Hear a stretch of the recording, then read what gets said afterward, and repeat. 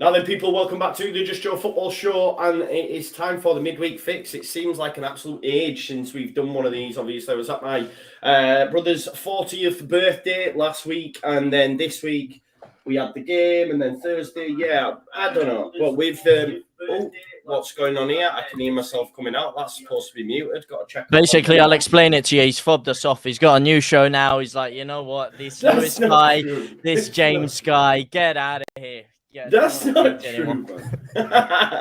That's not true at all, man. That's not true at all. The Midweek Fix is your Wednesday staple, but obviously we had a game this week, so we couldn't do it. As you can see, we've got JT, who is a regular on the Midweek Fix. We've got the return of Dan and Lee from the Leeds lobby.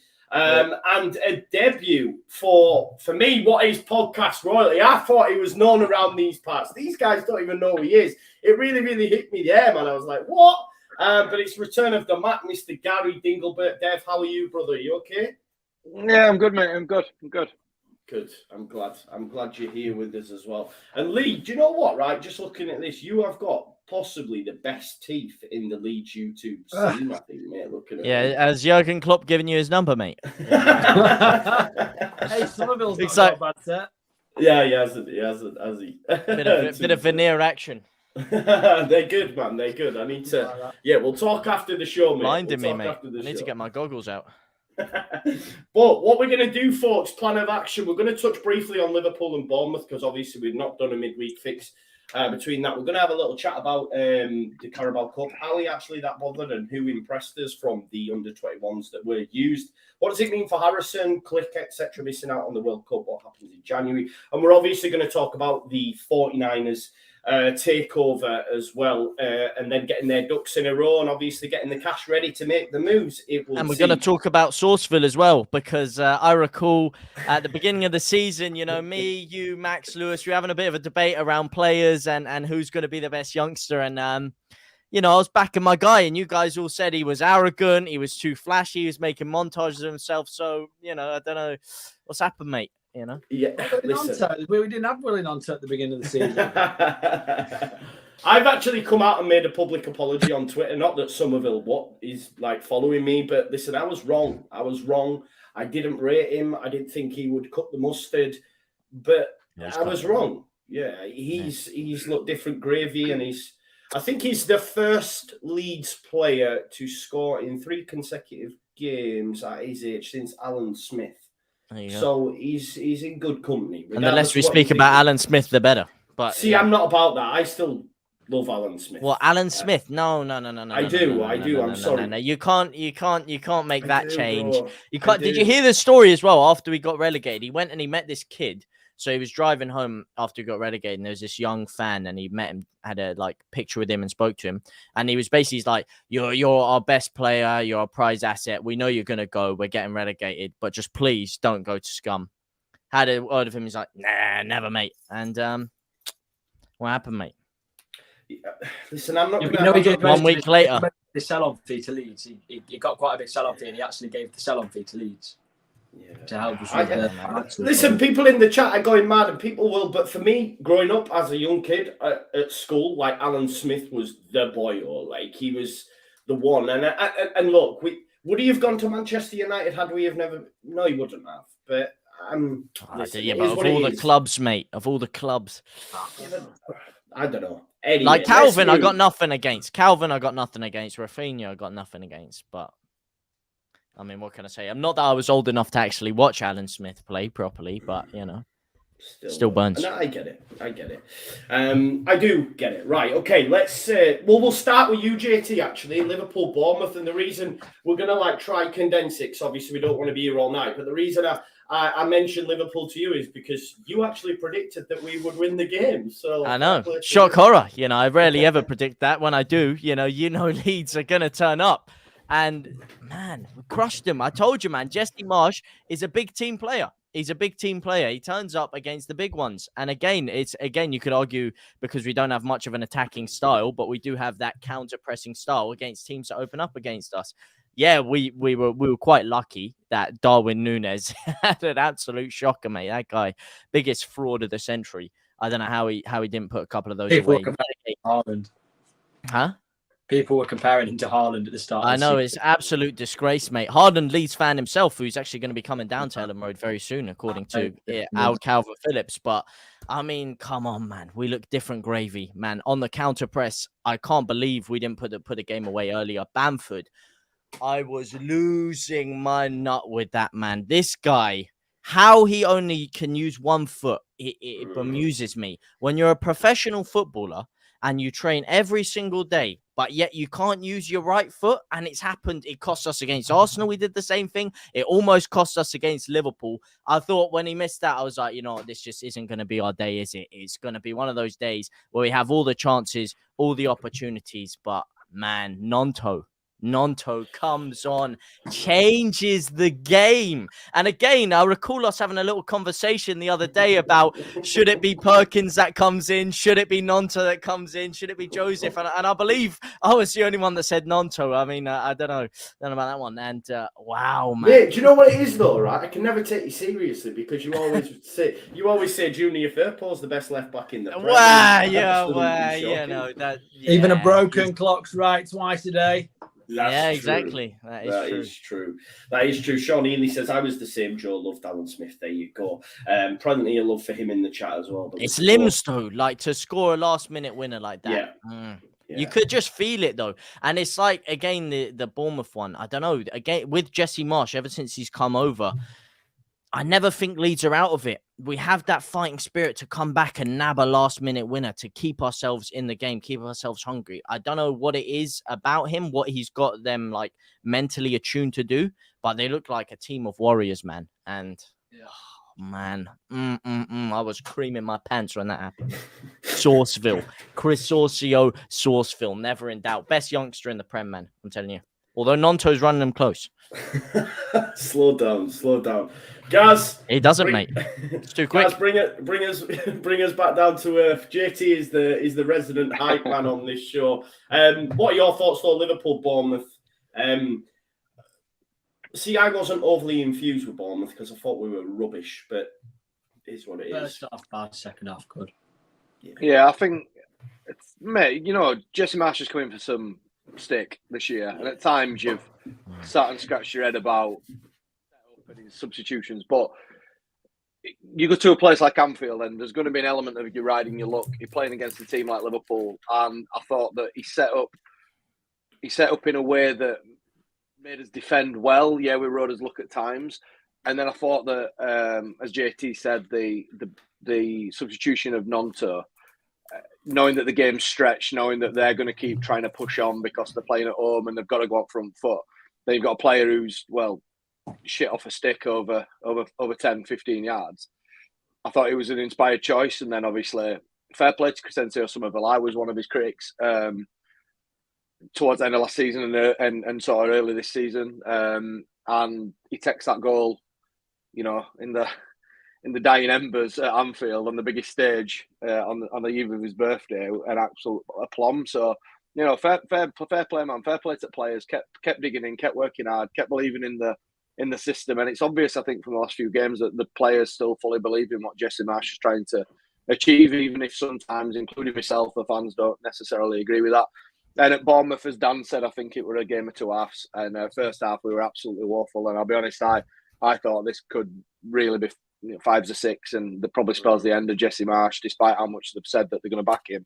But, I think Jesse Marsch has kind of carried on the culture that Bielsa had. We were never dead under Bielsa, and I think it's been ingrained in the sort of lifeblood of the club now that we just don't know when we're beaten. And I'll be honest, mate, you can ask my lad. At 3-1, I turned around to my missus and son and said, "We win this 4-3." Just because I could feel it. I didn't go to the game, but I could feel it. I could feel it on telly. I could feel the momentum shifting. Ever since we scored the second, isn't it, as well? You could just, the tension, everything. Were you in the ground or not? No, I missed it. I was at home. I was due to be on call, so I didn't get a ticket. But it just had one of them days that we've all had so many times at Ellen Road, where you can just feel the momentum shift. And Bournemouth are a team that are fragile at back, and I think that O'Neill said afterwards that he was disappointed they couldn't see it out. But to be honest, I think that with 37,000 roaring them on and Leeds with the tails up in air with a point to prove, I think it's difficult for a lot of teams to sort of snuff us out and see us out. Yeah. No, that's fair. And I think you bang on there about this never say die. Like, it's been this core group of players have that in them, regardless, I guess, which coach, whether or not it was bred into them when Bielsa came in, but they have carried it forward because we've seen it last season against Wolves. You know, I think, and dare I make comparisons? It's almost a Man United show at this point. We've mentioned Smith, but do you remember when they obviously Fergie time though, right? They always had that Fergie time, and I think well, he bribed the referees. That was a bit slightly different. True. I get what you mean. Jesse Marsch has the same kind of aura as Sir Alex Ferguson. Jesse time. Jesse time. No, but what I'm saying is, like, it does get into the psyche of the players, right? And also the opposition as well must be like, yo, especially Bournemouth, the week before, they were 2-0 up against Spurs. They lose 3-2. So they're probably like, when we're scoring that second and that third and thinking, we're done for here. Lee, how was it for you, mate, the 2 games? Because I know you got straight on to me, didn't you, afterwards, saying JT called it, man. JT called it. I know, I started to clip him up, which was, in actual fact, it's Dan that reminded me. And I looked back and thought, crikey, he did call it. But then, again, I think that's just optimism when optimism probably wasn't due. No. I can see the future, mate. I can see the future. I tell you, man. I think to be honest with you, I think the Liverpool game, I think Meslier really came to the fore in that game. 2 players that really stood out throughout the whole game were Tyler Adams, who was just absolutely stunning and doing what he does best, which is the simple stuff over and over and over again. And not to forget Aronson as well in terms of the press, because he probably caused that first slip up in the way that he was pressing Joe Gomez. Yeah. So again, nights like that. The last time I felt this last week watching the 2 Leeds games, when we played last season and we were playing against Wolves, where we came back at the last minute. I mean, they were just unbelievable games. What do you think? You know what? I think Nonto's getting a lot of credit for the coming on and changing the game. But you know, I don't think he's getting enough is Sam Greenwood. Yeah. Because come on, Sam Greenwood changed. Like he changed the game. He assisted Cooper's goal. He scored that goal to spark the comeback. And for some, we put him on set pieces, and it was really good. And you know why that is?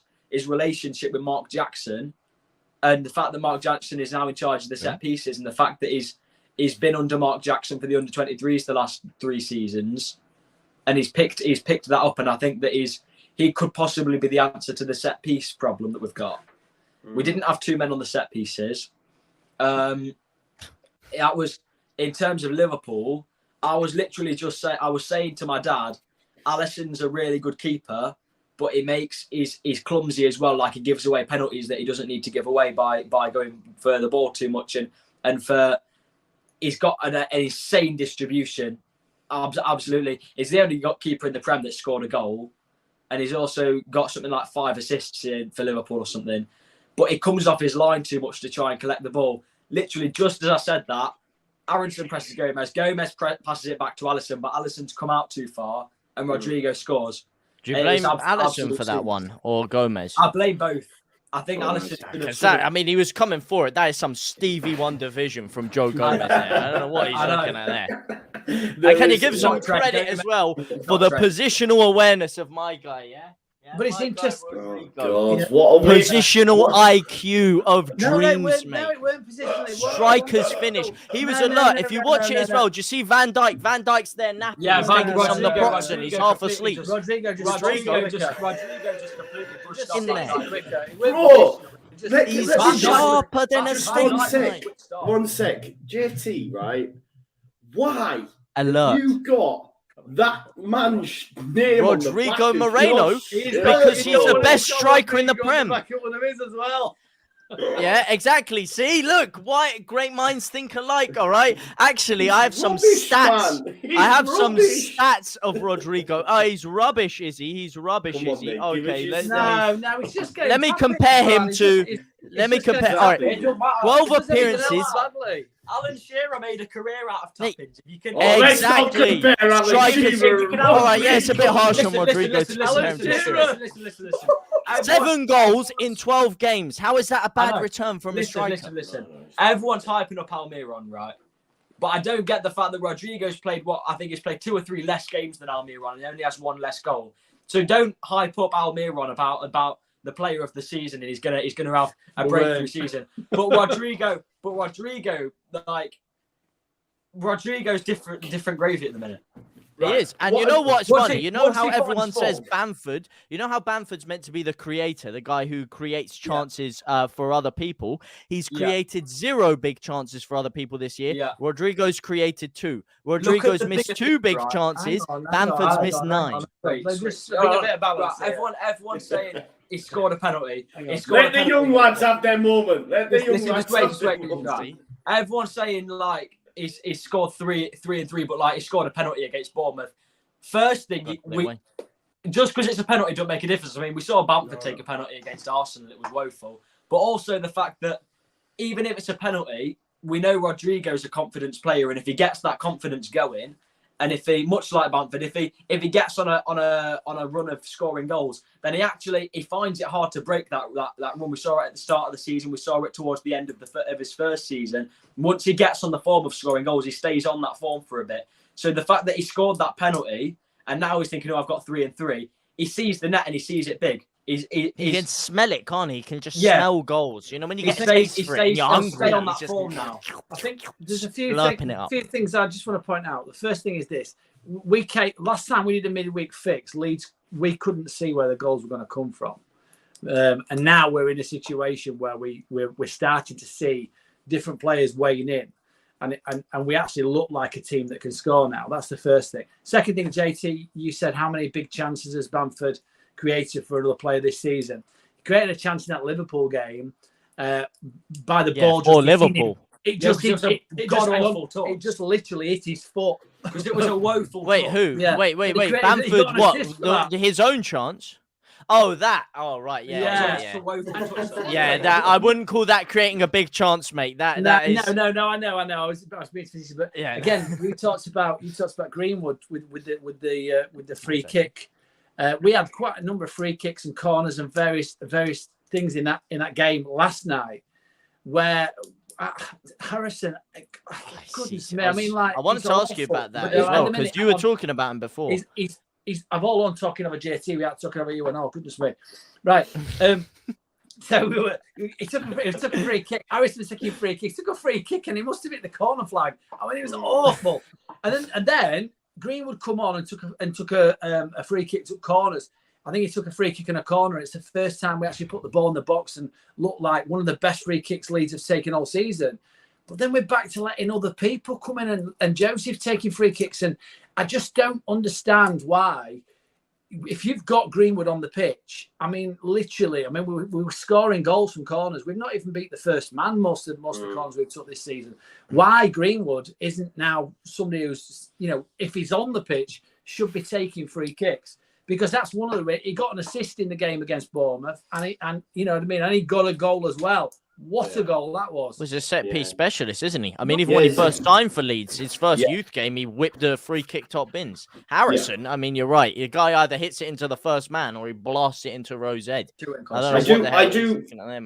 I do want to talk about Harrison a little bit later on because I think he's getting a bit of an unfair shake. But I think what I do want to say, I think Jesse Marsh is not going to play him anymore. I think he's out of favour. I think the telltale sign for me is that he started yesterday. He was the one experienced player that played. I was saying, I think we've got a massive selection headache, especially when Sinisterra gets back. With Somerville's probably undroppable. Nonto's probably undroppable right now. Sinisterra, he's got to play. What happens to Aronson and then Harrison? I think Harrison. I think he's not definitely not going to start against Spurs. You've got to drop Harrison. But I said in that last video, Harrison, if we should have taken the money from Newcastle in January, if we could go in summer, if we can go into January and get maybe 30-40 million for Harrison, I'd snap your hand off. And we go and get someone like Mudryk from Shakhtar. Or we go no, but we don't need it. That's not. He did start off as our best player, though. Right. Yeah. Well, let's move it on slightly, right? Yeah, but Mudryk's he's going to Arsenal for about 67 million. Move it on. But you get what I mean. Yes, no, I do. I don't agree with you, but that's fine, and that's why we all have, footballing opinions. But Matty says, evening lads, praying we do business in January. Hopefully we will, and I think we will. Going to do about as much business as a barbershop during COVID, mate. We ain't doing nothing in January. I think we will, mate. But we'll talk. JT, don't say that because you have a knack for predicting things. Yeah, he does.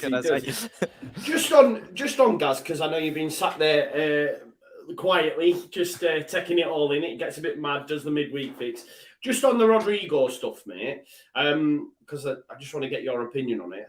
I think, yeah, he's scoring goals, and that's what he's paid to do. And I guess, maybe I'm a little bit unfair on him at times. I do realise that sometimes with certain players, regardless of what anyone says, you have your favourites, you have your least favourites, right? And if they do something wrong, you're on them, whereas one of your favourites might do something wrong and you give them it's all right, he's okay.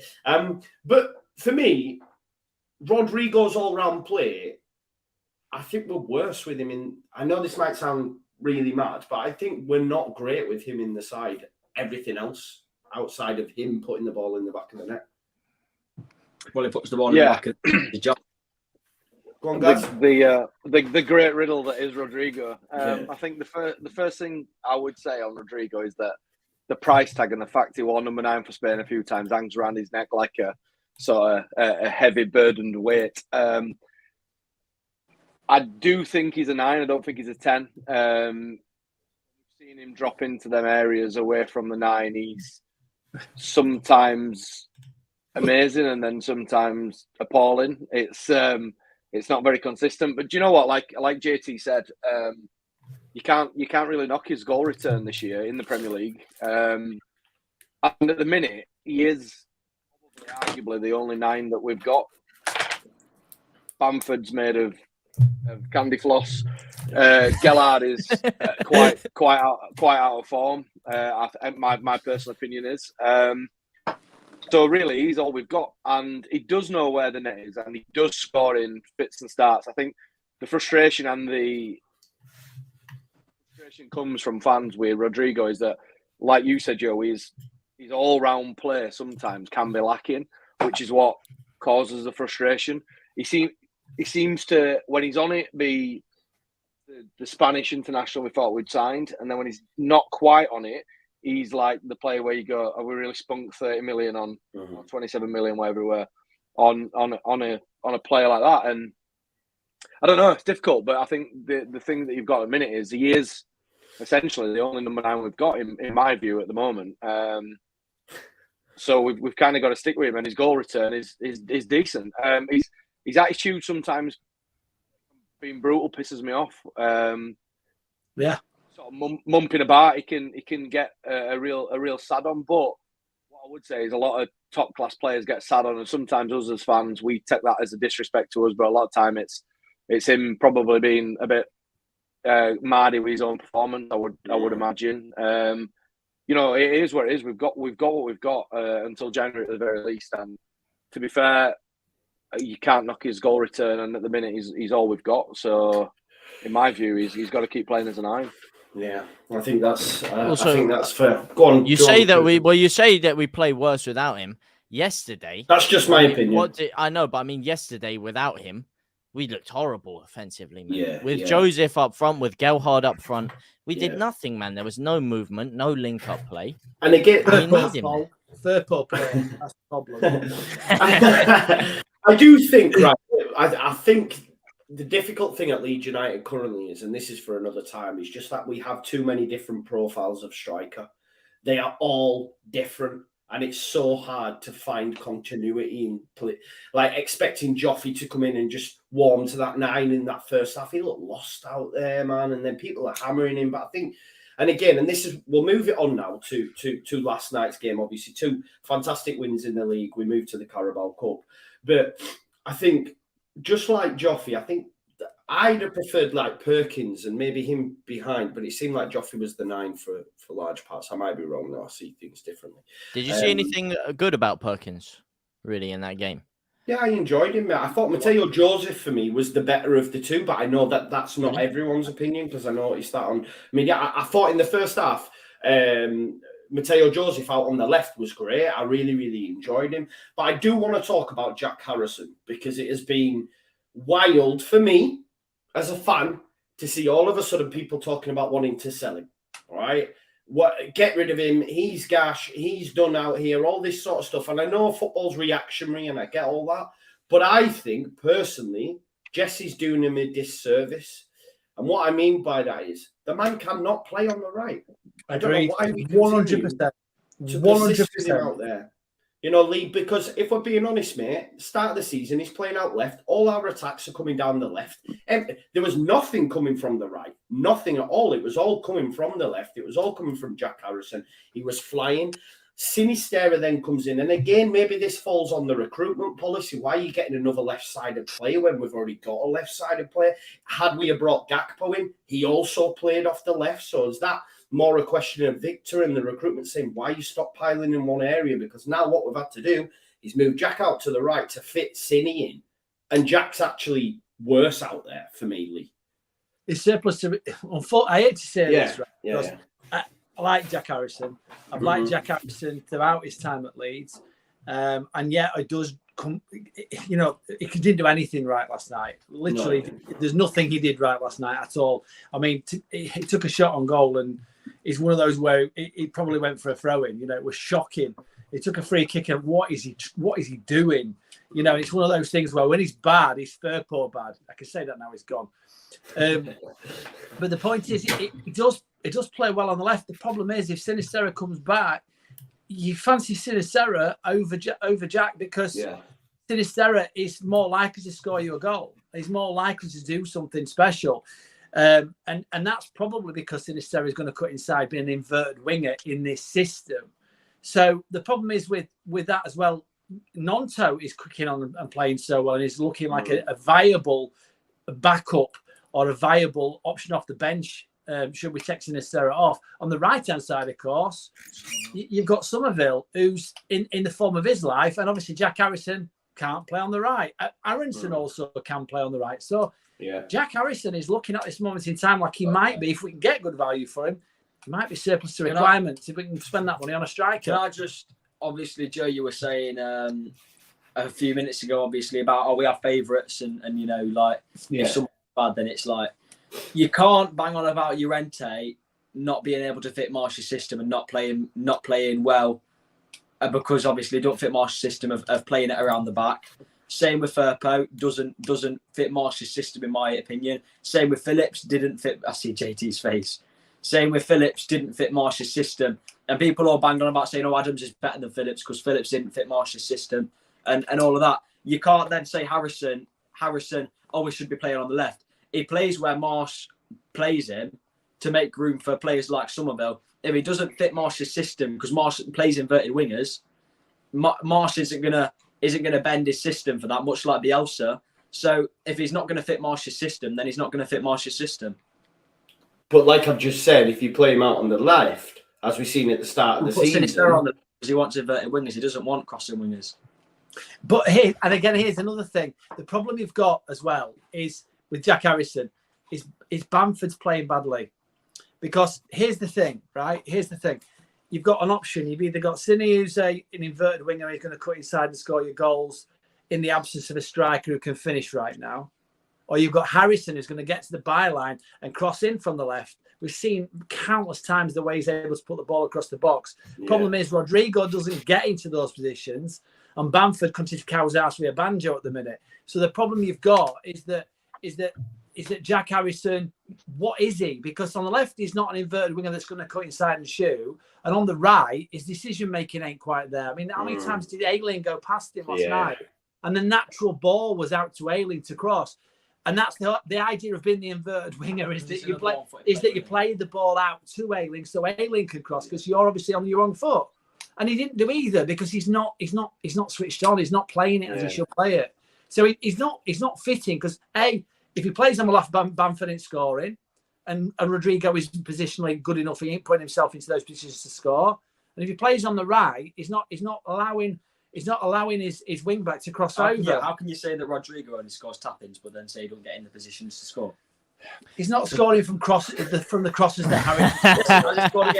No, I get it. I hear what you were saying, Lee.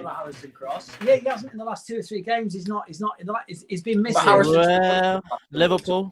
Yeah. So you can't then knock Rodrigo for not scoring from Harrison's crosses when Harrison's crosses are nowhere because he's playing off the right. If Harrison and Sinisterra are both fit, both fully match fit, right? Sinisterra starts. Then Sinisterra starts. Right? Do you bring? Then you bring Harrison. What about Nonto?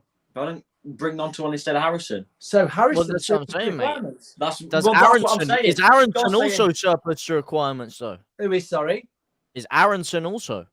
Don't be silly. Okay, let me put it this way. Okay, no. I'm not saying I want to drop him, but I'm saying if Somerville right now is undroppable, I'd say Somerville's undroppable. If you're looking on recent form, he's been our best midfielder. Nonto is arguably in better form. I think I want Nonto to start. And then you're looking at a situation where you've got Aronson or Sinisterra. No, you're not. Mate, so who are you dropping out of those? Nonto. Are you telling me Nonto's drops then? Aronson plays down the middle. Yeah, but I'm saying then. But Somerville's been playing down the middle. No, he hasn't. No, he's not. Well, he's either played on the middle or he's played on the wing. But if Sinisterra comes in, Somerville has played in the 10. Yes, he has played in the. He's played in the middle. He's not played in the middle at all. Yes, he has. He came on. He came on and he has played down the middle. What are you talking about? He's not played down the middle. He's featured very well down the middle. Many times. He came on and they pushed.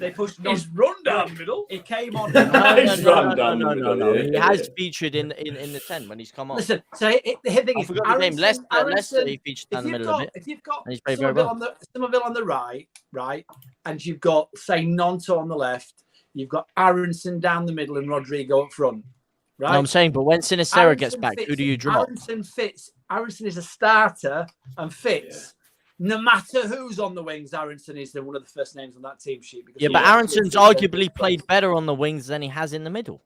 Well, I don't care. I want him on the wings or in the middle as long as he's on the pitch. But so you're dropping Sinisterra? Is that what you're telling me? No, you're dropping Harrison. No. But then you have to drop either Nonto or Somerville. Well, listen, Nonto's not ready to start. Let's not get too. Of course he is. Let's not get too giddy. Of course he is. You know what I want to say about Nonto? Yeah, why he is ready to start is because what most impresses me about him is his wisdom, his maturity above age. It reminds me a bit of Jude Bellingham. Obviously, I'm not comparing the two. Jude Bellingham is obviously, he's scoring 4 goals in the Champions League, captaining in his side.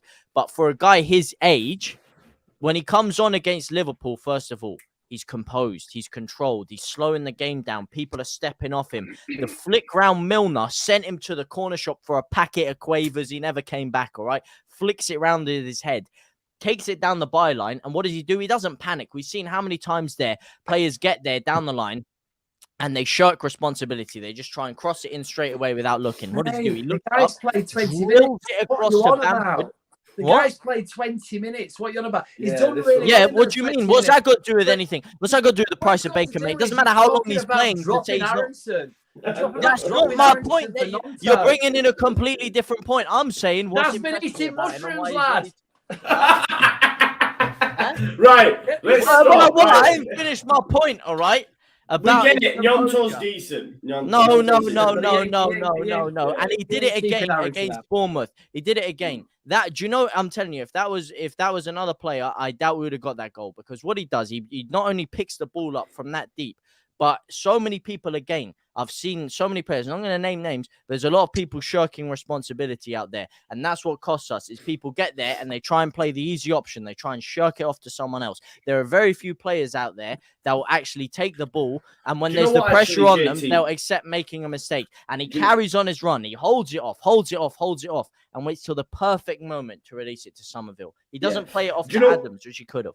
Yeah, just let me jump in there as well, because I remember you once telling me, because you've reminded me of a few things tonight. Nonto, good dribbler of the ball, keeps the ball close to his feet, was able to run from the edge of the 18-yard box and put Somerville in. You also said that Dan James was a good dribbler of the ball. Now, if Dan James would have had that ball in, he kicked it long, right, and chased after it like Roadrunner, man. No, but that's my point, though, is the composure. If that was Dan James, but when Adams, no, he was a good dribbler. No, he wasn't, man.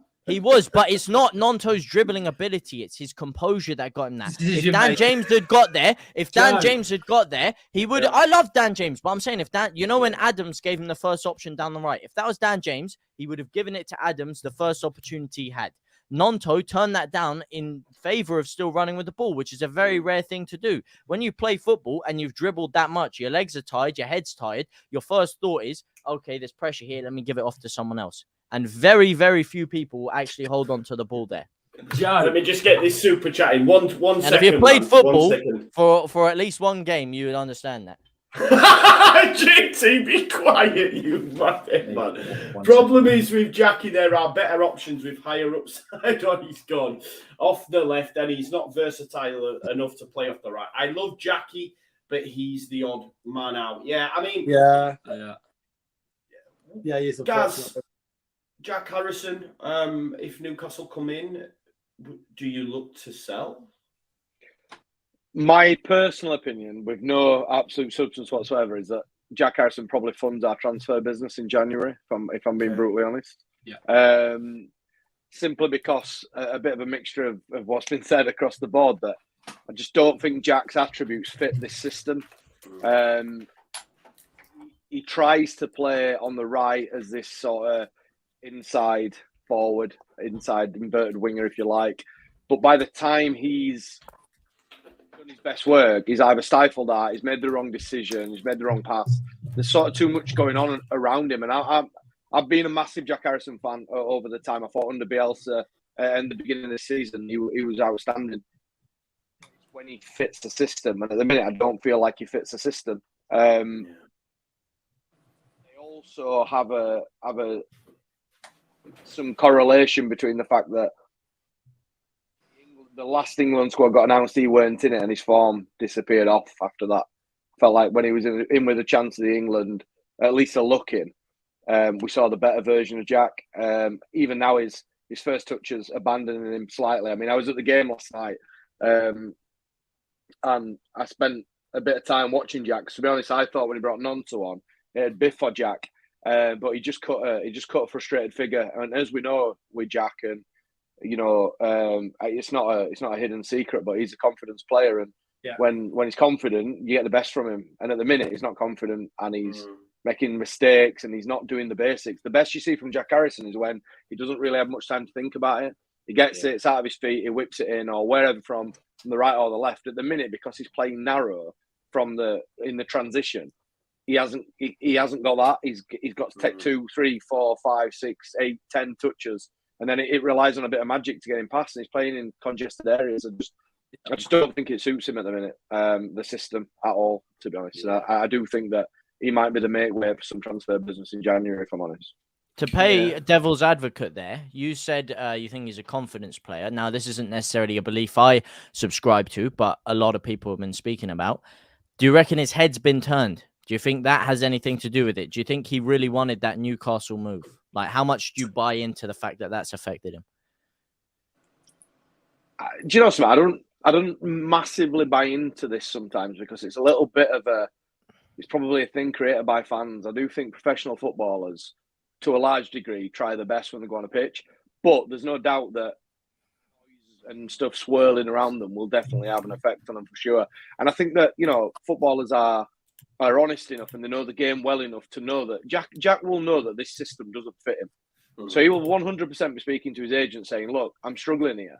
And if I realistically want to play for England, I need to be playing in a team that works to my best attributes. And at the minute, the way that Marsh sets up doesn't play to Jack Harrison's attributes.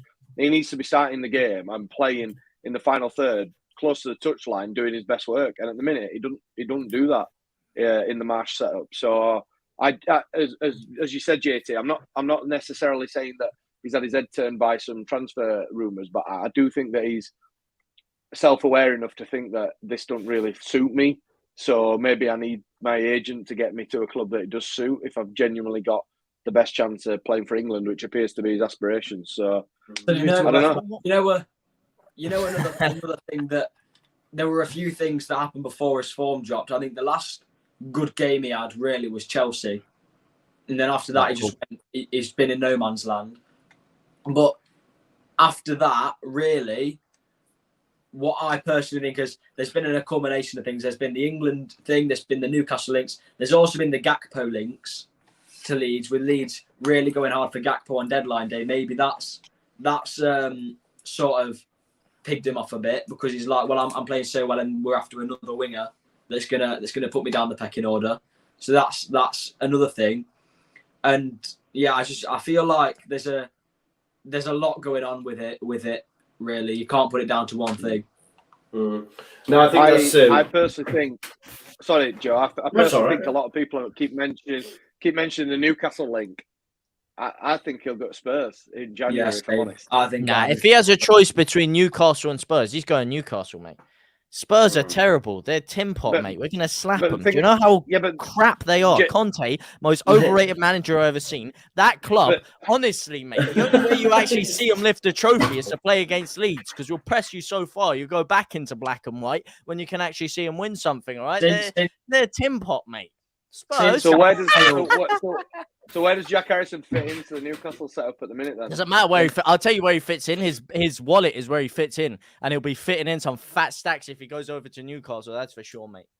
Some fat stacks, and he'll be playing Champions League football. He's not lacking $1 now. You know what I mean? If he he certainly won't be lacking $1. Wants progression. Newcastle isn't the place for him. Yes, it is, man. Of course it is. And then he isn't playing at Newcastle. He isn't playing at Newcastle. Yeah, he is. They'll be having Champions League football. They'll need a lot of squad rotation, mate. And if Miguel Almiron can get this kind of form, Champions League. Not in the Champions League. They will be next year. They will be next year. They're finishing top 4 We're not even easy. at Christmas yet. They're finishing top 4 easy, man. Harrison doesn't strike me as the kind of player who's happy to sit on the bench and get paid. He strikes me as the kind of player who wants to be playing week in, week out. That's the kind of player that he sees. But it's not exactly like Spurs are short for wingers. What, is he going to get in over Kulusevski? No, but he'll play him at left wing back. He plays on right. He'll play him on the left side. Play in Emerson Royale's position. He's not going to be very happy there. And plus, Conte's going to be out the door anyway, so I don't know where that's all going to happen, mate. Go on, Dan. They don't see him as an upgrade on Son or Kulusevski. They see him as an upgrade on Sessegnon and Ben Davies. Because when he plays left back for us, he plays on the left side of a back 4, which doesn't necessarily suit him because he's asked to come back and defend. But which he can't really defend well. But if he's playing on the left side of a back 5, you've got Ben Davies in the middle, who's a competent left back and centre back who can come out and cover for him, and he can push up and he can get them crosses in, and he can get assists for them. Yeah, but he doesn't like playing wing back either. He doesn't like playing wing back. No, I think I know Spurs were linked with him previously, and I think that might be something they probably would look at potentially. Although I did see a tweet from Ben Jacobs a couple of weeks back, maybe saying that Newcastle were still interested in Jack Harrison, but again, it remains to be seen. But would you seriously turn down Spurs for Newcastle, who are seriously building a project right now? You're signing up for one of the most exciting projects in European football at Newcastle. Yeah, I understand that. But standing right now, it's all about right here, right now. The manager right now, they're better than them. Just one second, mate. The manager that Spurs have in Antonio Conte, you've got the London factor. Regardless of what's in the future, personally, if I had a choice right now, would go to Spurs. What, you'd rather play for Conte, who's going to be gone in about a month? He's going to be gone. Fossil football, all right, as Expressions coins it. They have absolutely no build-up play. They have some of the worst XG in the league. Some of the most boring football. No, honestly. I hear all that, bro. I hear all that, but I just listening to a Radio 1 diatribe. It's terrible. No, I know it's bad, bro. I know it's bad. As opposed to Newcastle. Don't write off Everton because they've got money. Where's that come from? Where's that come from? I saw something right.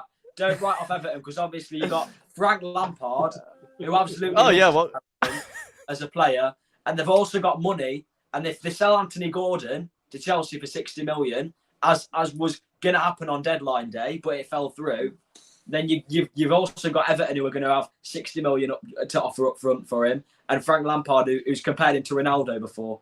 So you want him to exchange Champions League football for Championship football? I'm sorry, mate. I'm just going to happen, brother. I'm just going to happen. Don't you talk about Spurs and Newcastle? Don't write off Everton just yet, because I've written them off, mate. They are in the toilet. He's not going to. If he goes to Everton, I will dye my hair.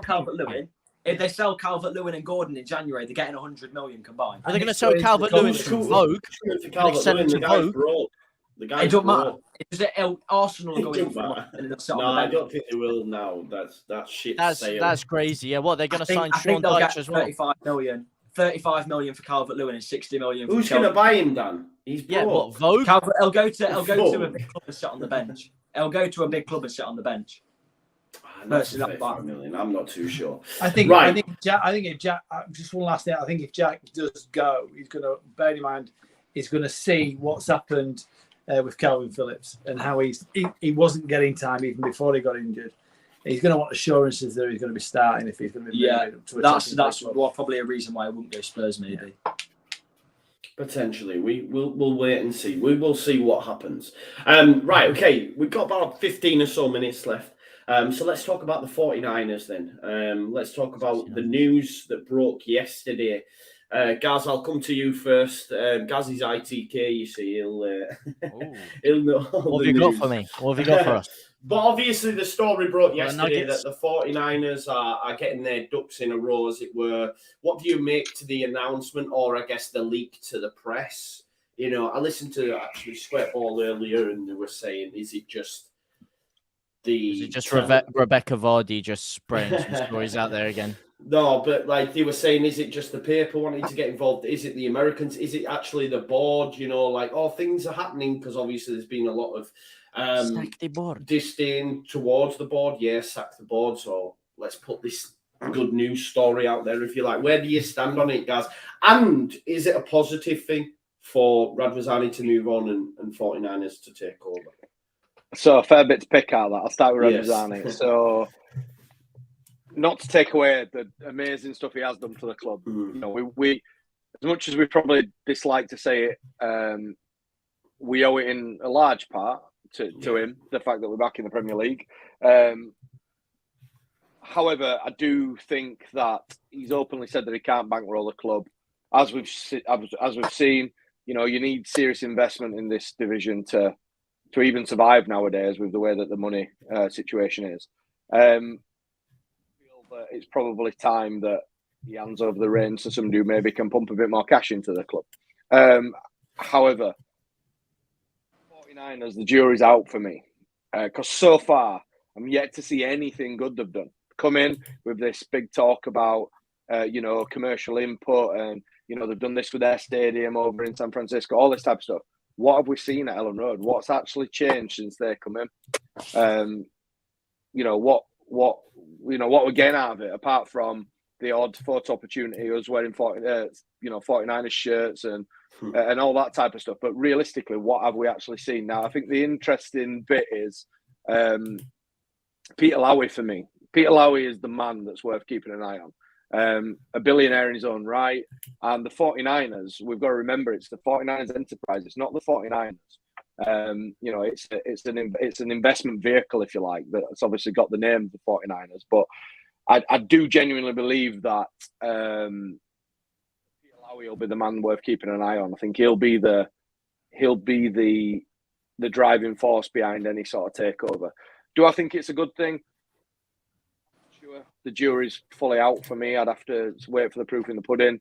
Time of the announcement, I find interesting. A little bit of we're struggling a little bit. We've seen a bit of disdain towards the board, that type of thing. And then suddenly this leaks again. I don't know. It's a tough one. Because if you were a business person with multi-billion pounds or multi-million pound, when would you take over? Would you take over in January, or would you take over end of season? Or when would you give your agreement to take over? Now. Exactly. Yeah, because the pound is as weak as it's going to be. I'd be taking over now. The pound is as weak as it's going to be. I'd be taking over right now. Where I'm going to buy now. Have you seen the... I'm going to get the most bang for my buck.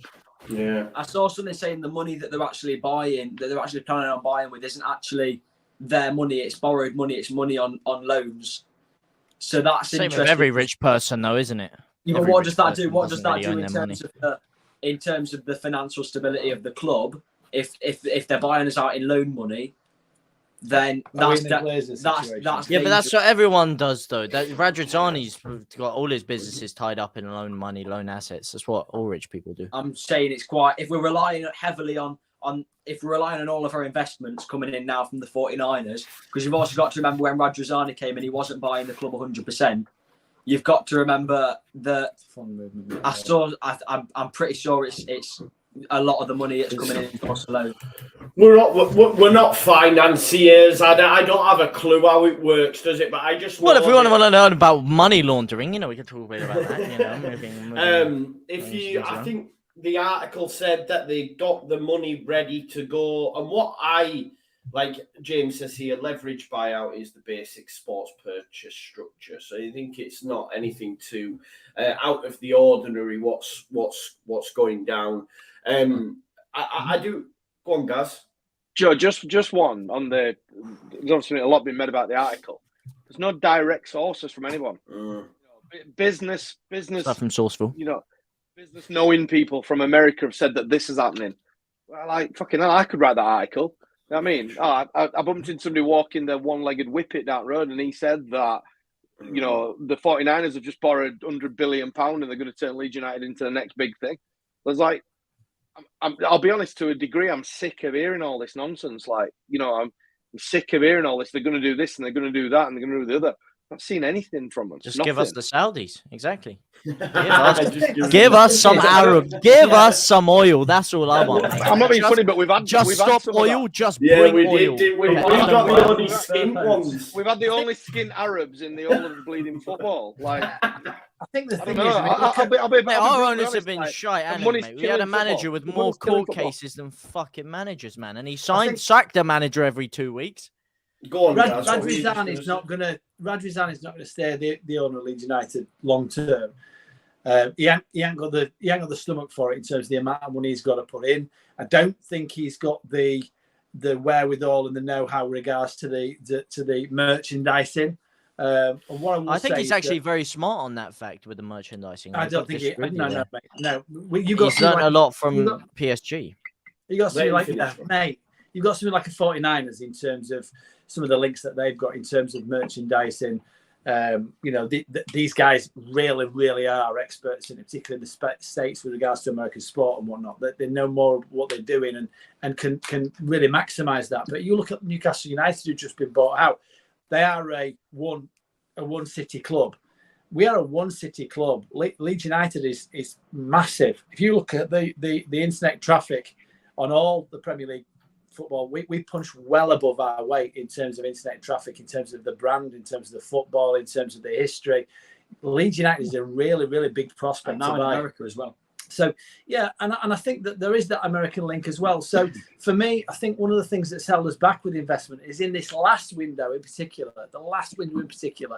whatever reason, the plan was to balance the books. The plan was that there is no investment taking place into Leeds United, but we need to turn Leeds United into a middle of the table club because we're in a holding pattern, because something's going to happen. There is that takeover going to take place at some stage. It can't stay nearly 50-50 because neither side wants to match the other in terms of what they're investing in if they're not going to own it long term.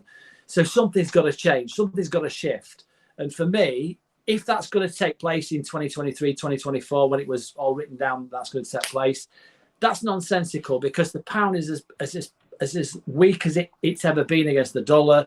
If you're going to move in and buy Leeds United, there's going to be other people sniffing around now the Premier League with regards to the value of the pound. It just makes sense for them to do it now. Is that going to affect signing players from the MLS in January? Just if the pound's weaker than the dollar at the minute, is that going to... Nah, but it's going to be negligible with that kind of thing. The thing that I find interesting of it all that is gone under the radar is our stadium expansion. Now, that's obviously going to have a massive impact on the value of the club, is the stadium expansion. Now, are they waiting until they expand it before they sell it so they can squeeze some extra money out of it? Does Radrizzani want to sell whilst the value of the pound is so weak to the dollar? It's not just a one-way thing. The danger for us as a club is that they move the site from Ellen Road. And I'll tell you for why. Because they might do that. Radrizzani would never do that. You look at Tottenham Stadium and you look at Anfield and you look at other clubs like that. People are talking about the atmosphere. There ain't no atmosphere in those grounds. There ain't no atmosphere. But that's the thing. Tottenham's the same location, but you don't want to change the stadium. You want to keep the same. Just hang on a minute, right? Just hang on a minute. People talk about the atmosphere at Ellen Road, and there's a reason for that. Ellen Road is an old, knackered stand. It's a really old ground, right? But one thing about Ellen Road is the way that the setup is in terms of the crowd, in terms of how the ground is structured, that really, really means that when people come to Ellen Road, they're in a situation where it's almost like a pit. And that you go out and you look at Tottenham's ground, it's phenomenal. It's absolutely outrageous. It's outstanding, and it's new, it's up to date, but it's soulless. It's soulless. It's not what football's about. And one of the reasons why people like coming to Ellen Road and listening to the crowd and soaking up the atmosphere is because it's what we all had when we were kids. And what I'm saying is that in order to change that you've got to do one or two things. You can't just take a ground like Ellen Road and stick another 5,000 to 10,000. They're not.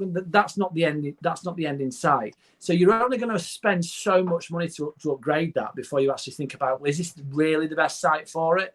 So again, these are all things that are up in the air. It's not Radrizzani's decision to make, because he ain't gonna long term be at Leeds United. So that's why it's held off, because he don't know whether he's actually going to be at Leeds United anymore. It affects his value of his asset, and plus, what they said is they're not going to knock it down. They're just going to increase the size of one of the stands, like they did with Anfield. Anfield, they kept the same base. They increased the size of one of the stands, and Anfield, when it does get rocking, it still does have that old-fashioned pitch aspect where the seats are so close to the ground, everything's like caved in. That's what keeps the atmosphere, and that these old-fashioned stadiums actually have that. And I know what you mean about the soul of Tottenham Hotspur. They've actually designed it very well to create a good atmosphere there, but it doesn't have that same kind of feel to it where it's like you're trapped in. But if they just increase one of the stands, you'll still keep that. You will still keep that. We've gone from talking about finance to architecture. No, but what can I say, mate? I'm in a Dion Dublin, bit of homes under the hammer. But no.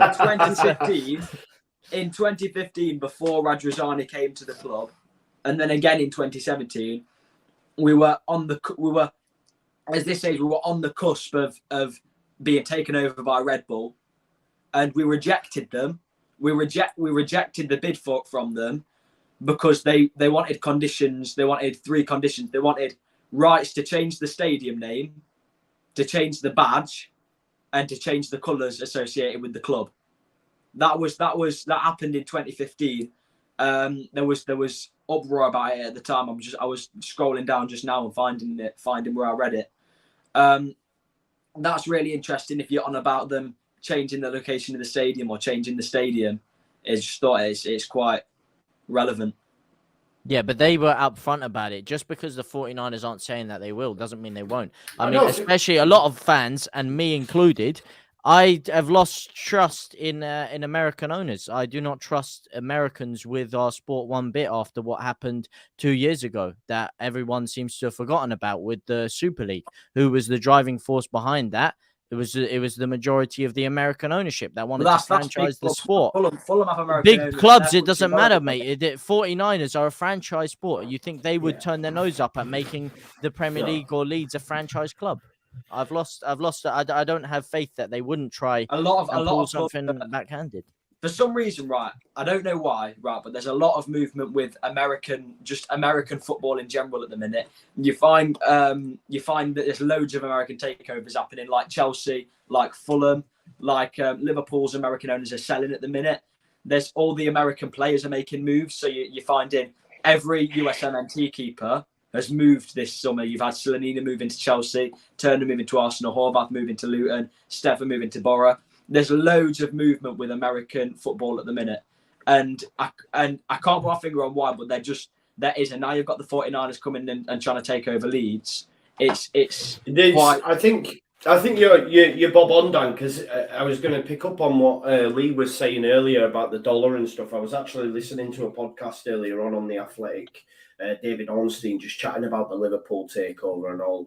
I think all Liverpool fans, I think they're going to get bought by, another one of the states, but they seem to believe that it will be another American conglomerate. That's what they do in America, right? They all come together, and I think Gaz is bob on as well. I think it's quite interesting that Peter Lowry has been at nearly all the last few games. I think even if the 49ers are going to be part of that group, which he is, I think Peter Lowry might become the head honcho decision maker within that group. Go on, Gaz. Mate, Peter Lowry becomes chairman after Rajazani leaves. Peter Lowry's had meetings already with Leeds City Council. We're not talking about someone who's just bobbed 10 bob into the pot and gone, yeah, I'm a Leeds fan, this is how it's worked. Yeah. Mate, he's in there because he wants the keys to the club. He wants to make the decision. Yeah. And again, I come back to the original point that, we're all talking about the Americans, but is the 49ers investments? It's an investment group. It's an investment vehicle. We're not being took over by the 49ers. We're being took over by a vehicle that belongs to the 49ers. So the 49ers will want some form of in. And I've seen today that I think one of their sort of managers or someone has turned around and said that they might look at joint sponsorship between Leeds United and 49ers. But from a football and investment point of view, I don't personally feel like it'll be American driven. I think Peter Lowry will drive it. Yeah. I think Peter Lowry will drive it with investors, potentially American. But I still think that Peter Lowry will have the sort of the club at heart, if you like. And like this person said, Jonathan Brooke, he's a tycoon in terms of what's the shopping centres he's built. Back on our Dion Dublin Westfield, all that stuff. Westfield, shopping centres. The guy's no mug. He's been around the club previously. I don't know if the 49ers enterprise take over how much of a sway Americans, as in the Americans, will have. I feel like Lowry will drive it, and the money may come from the States. With the investors we've got like Chad Hurley and people like that. Yeah, that doesn't sound very exciting, though. Doesn't sound like they're going to be very invested in the success. Sounds like they're just people away, just tucking a bit of money at it. That's what it's this, man. It's not enough money, man. We need proper owners. We need QSI. Why did he not go back to Nasser Al Khalifi? Huh? Get QSI. Bro, give me some goddamn oil. Just dry. Just to lighten the mood a little bit, Man United have just scored an own goal. Guess who that is? Harry Maguire. No, it's actually Diogo Dalot. I just wanted to see if Maguire. No. He's going to bang for England, though. Harry Maguire in the England squad. Yeah. Get in there, and Tyrone Mings has just scored an own goal, so now it's 3-2 to Man U. There you go. There you go.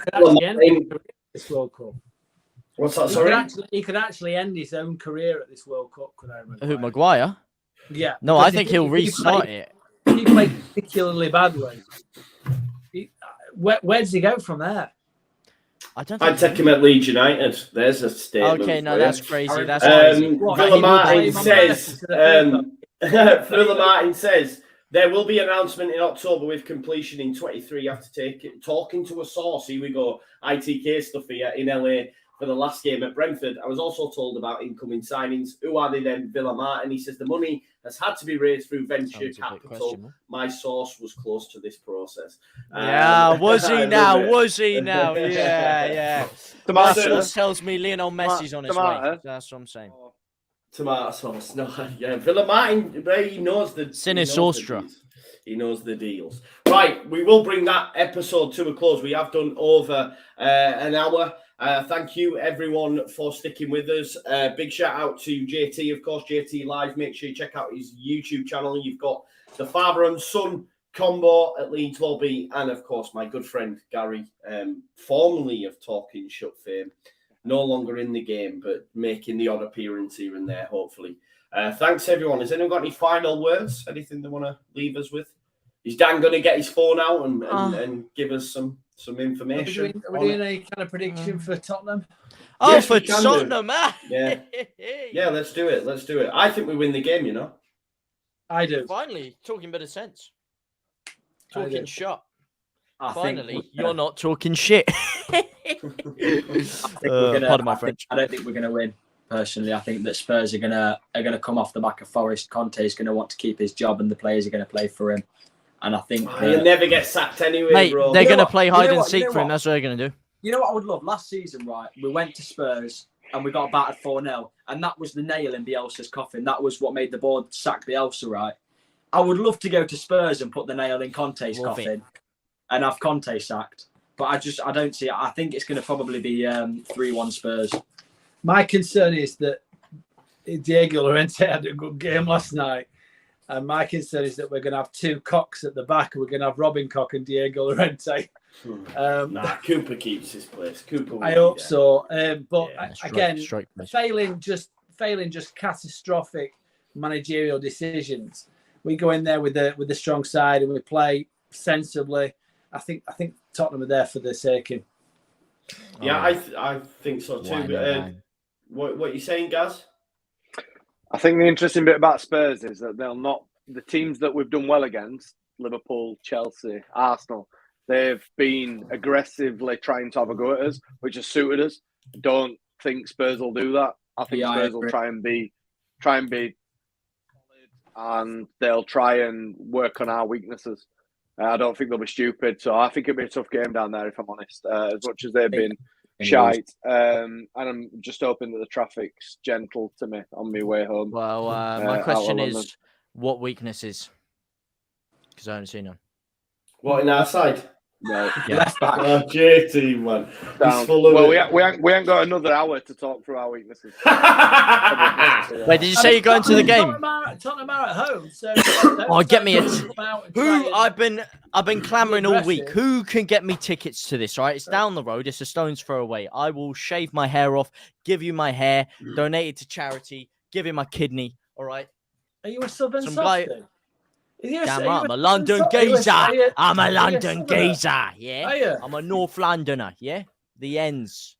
Round the corner from Tottenham. Down the ends. Don't want to mess with North Londoners, let me tell you. Real deal. Real gangsters. Shut up, man. Shut up. We're the real ends, mate. You soft northerners, yeah? Probably shouldn't be saying that in a Leeds show. No, yeah, definitely not. No, joking. But as for the game, well, you know, as you say, I'm a bit of an oracle. I can see these things coming. Conte, mate, with his dead style of football. You know what? They're a team of two halves, really. You know, they share the bed in the first half. They come out in the second half. They're not going to do anything in the second half, mate. They're going to be playing hide and seek with Stevie Wonder in the dressing room. They're not going to be able to find him. He's not going to be able to find them. They're not going to be able to find the ball. They're not going to be able to find the tactics. They're not going to show up, basically, is the long and the short of it, the skinny of it. Nonto is going to bang. Sourceville is in all kinds of form. And if you think that they're dead end defending, if you think a player like Romero, if you think a player like Emerson Royale isn't going to get sent for a chicken Royale, then you, my friend, are living in cuckoo land. If you think that Davinson Sanchez isn't going to slip on his arse and give us away goals, we're going to wrap it up, all right? Somerville's going to score, Rodrigo's going to score, and Nonto is going to slide in the killer. It's going to be 3-0. The biggest hope that we've got is the fact that Son's got an injury. That's big for them. Kulusevski being back though. I'm sorry. Do you think Son would do anything against our defence? Come on. JT. We saw last season, right? If there's no Son, there's no Kane. This is true. Let's end it there. Let's end it there. These two could go all night. Thanks for watching the Midweek Fix, folks. Check out everyone's stuff. Check out Gaz's Twitter as well while you're at it. And we'll see you again, man. Thank you. See you next time. Cheers.